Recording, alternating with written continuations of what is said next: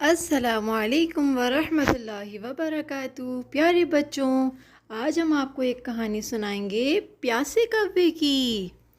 एक कौवा था, वो बहुत होशियार और समझदार था। वो जंगल में हर मुश्किल का मुकाबला करता था। अगर उसे सांप तंग करने आता तो वो अपनी तेज और नोकदार चोंचों से सांप को भी मार गिराता था। वो कौवा हर मुश्किल हर परेशानी से निमटता था। एक मर्तबा क्या हुआ प्यारे बच्चों, बहुत सख्त गर्मी थी, तेज धूप थी, सूरज खूब तपिश बरसा रहा था कि उस कौवे को खूब प्यास लगी। कौवा उड़ता रहा, कभी इधर कभी उधर, और उसे पानी की तलाश थी। कौवा बहुत प्यासा था। उसको एक घड़ा नजर आया पानी का। कौवा तो बड़ा खुश हुआ भाई। फिर जब वो जाके उस घड़े में देखने लगा तो क्या दिखता है, पानी तो बहुत अंदर था।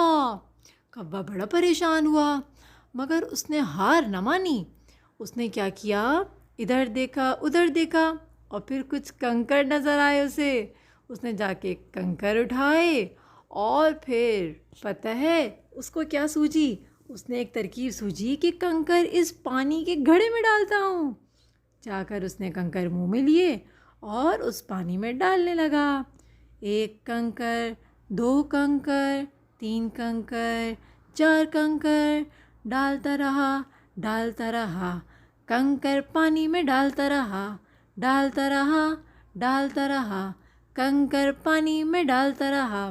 कौवे को बड़ा मज़ा आया जब उसने देखा कि जब कंकर घड़े में गिरते थे पानी ऊपर आता था, पानी ऊपर आता था। कौवे ने उसमें इतने सारे कंकर डाले कि पानी ऊपर तक आ गया। पानी घड़े से बाहर गिरने लगा।